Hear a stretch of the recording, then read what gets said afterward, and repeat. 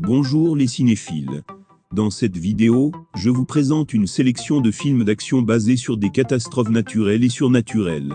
N'hésitez pas à donner vos avis en commentaire. Gravity, ou Gravité au Québec, est un film d'aventure spatiale américano-britannique écrit, produit, réalisé et monté par Alfonso Cuarón, sorti en 2013.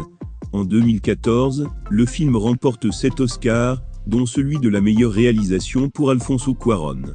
Pour sa première expédition à bord d'une navette spatiale, le Dr Ian Stone, brillante experte en ingénierie médicale, accompagne l'astronaute chevronné Matt Kowalski. Mais alors qu'il s'agit apparemment d'une banale sortie dans l'espace, une catastrophe se produit. Lorsque la navette est pulvérisée, Stone et Kowalski se retrouvent totalement seuls, livrés à eux-mêmes dans l'univers. Le silence assourdissant autour d'eux leur indique qu'ils ont perdu tout contact avec la Terre et la moindre chance d'être sauvés. Peu à peu, ils cèdent à la panique, d'autant plus qu'à chaque respiration, ils consomment un peu plus les quelques réserves d'oxygène qu'il leur reste. Mais c'est peut-être en s'enfonçant plus loin encore, dans l'immensité terrifiante de l'espace qu'ils trouveront le moyen de rentrer sur Terre. L'Odyssée de Pi, ou l'histoire de Pi au Québec, est un film américano-britannico-canado-taïwanais réalisé par Ang Lee, sorti en 2012. Il a été nommé à 11 Oscars, dont celui du meilleur film en 2013. Il fut le film le plus récompensé lors de la cérémonie, avec 4 Oscars dont celui du meilleur réalisateur pour Ang Lee. Au Canada, l'écrivain Ian Martel écoute les confessions d'un Indien qui lui raconte l'histoire extraordinaire qu'il a vécue lorsqu'il était adolescent. Cet homme se nomme Pising Molitor Patel et est le fils du directeur d'un parc zoologique à Pondichéry.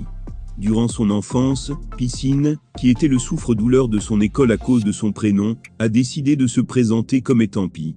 Sa famille, ne pouvant plus tenir le zoo, décide de déménager au Canada et de vendre leurs animaux.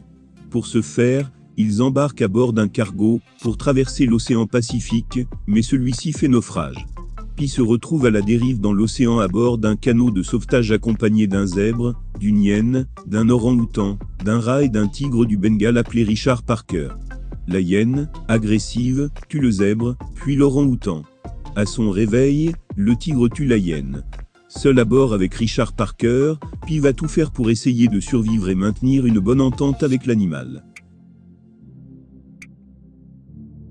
Sully est un film américain coproduit et réalisé par Clint Eastwood et sorti en 2016. Il s'agit d'un film biographique inspiré de l'histoire vraie de l'amérissage forcé du vol US Airways 1549 sur le fleuve Hudson, réussi par le pilote Chesley Sully en janvier 2009.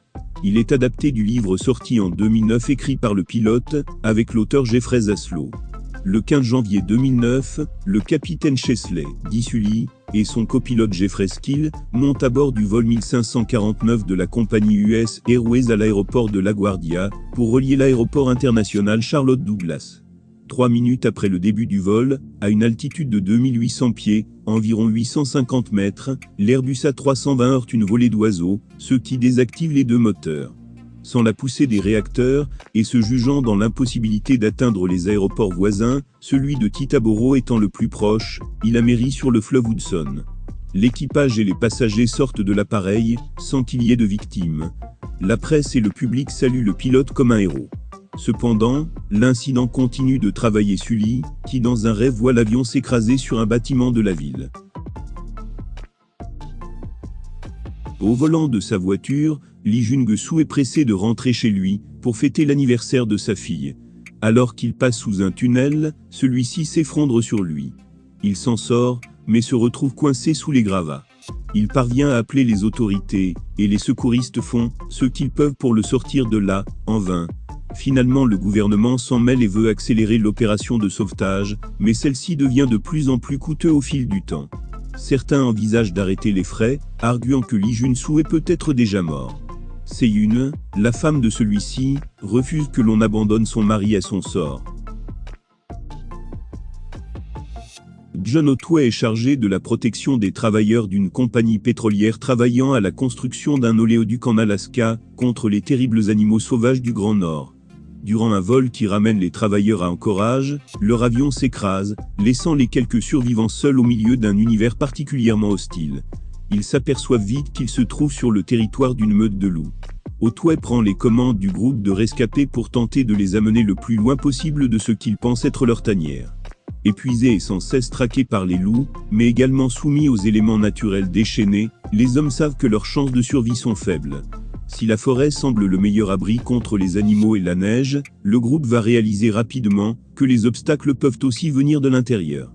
Chacun des membres du groupe possède un lourd passé, et les tensions durant ce terrible cheminement ne font que s'accentuer.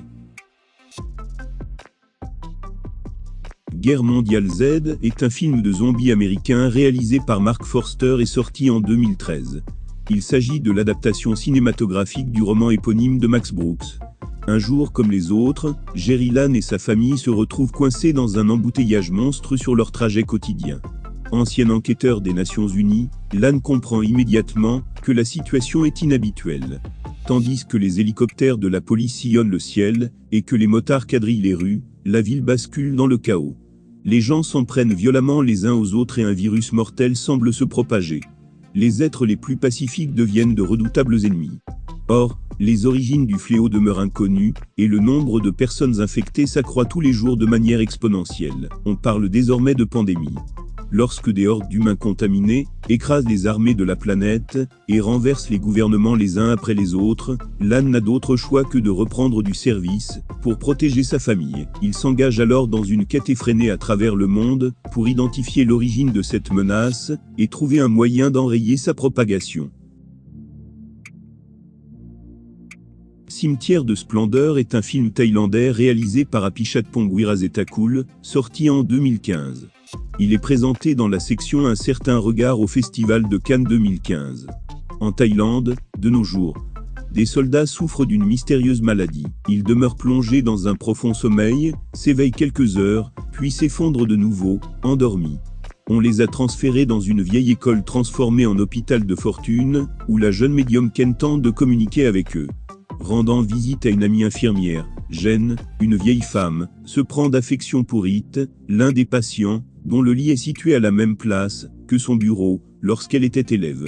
Elle apprend alors que l'école est bâtie sur un cimetière d'anciens guerriers, dont l'âme aspirerait l'énergie des patients endormis.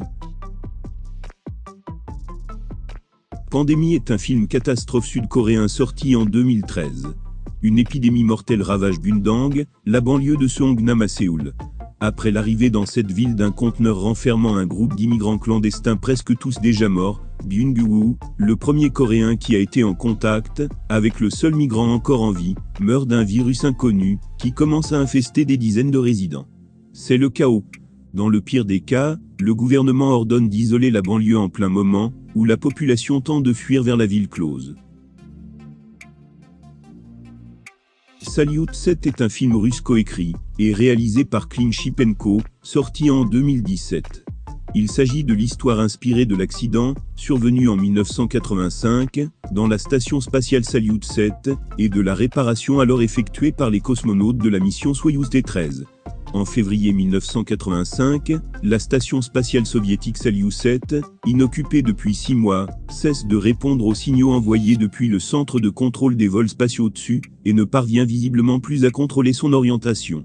Les autorités redoutent la chute de l'installation sur la Terre, ce qui peut produire de nombreuses victimes, et causer des ennuis importants à l'Union soviétique, dans le contexte de la guerre froide. Pour essayer de sauver la station, il est décidé de lancer 2 cosmonautes les plus qualifiés, Vladimir Fedorov et Viktor Alekhine, à bord de Soyouz T-13, pour rattraper la station morte, identifier l'origine du problème et le corriger. Le rendez-vous spatial se déroule avec succès. Les 2 cosmonautes commencent à travailler à la réparation de la panne, tout en comprenant que leur retour sur la Terre peut être compromis, la station ne répondant à aucun contrôle humain. C'est un film dramatique américain produit et réalisé par Robert Zemeckis sorti en 2012. Le capitaine Whip Whittaker est un homme divorcé avec une ex-femme et un fils séparé, et a une liaison avec l'hôtesse de l'air Katerina Marquet. Whip passe la nuit à Orlando, avec Trina en train de boire et de consommer de la cocaïne. Le lendemain matin, il prend le vol 227 vers Atlanta, et il fait face à des turbulences au décollage. À l'improviste, l'avion a un problème mécanique, et le talentueux Whip écrase l'avion dans un champ vide, et sauve la vie de 87 personnes à bord. Cependant, 4 passagers et 2 membres d'équipage sont tués. Oui, apprend qu'il y aura une enquête par son ami Charlie Anderson du syndicat. L'avocat de la défense Hugh Lang lui dit qu'il pourrait être condamné à perpétuité, puisque son test sanguin indique qu'il était intoxiqué par l'alcool et la drogue. Charlie et Hugh lui conseillent également de rester sobre au cours des prochains jours. Mais Whip est alcoolique, et a du mal à contrôler sa dépendance. Nous voici à la fin de cette vidéo. On se dit à la prochaine pour une nouvelle vidéo de suggestions de films et séries.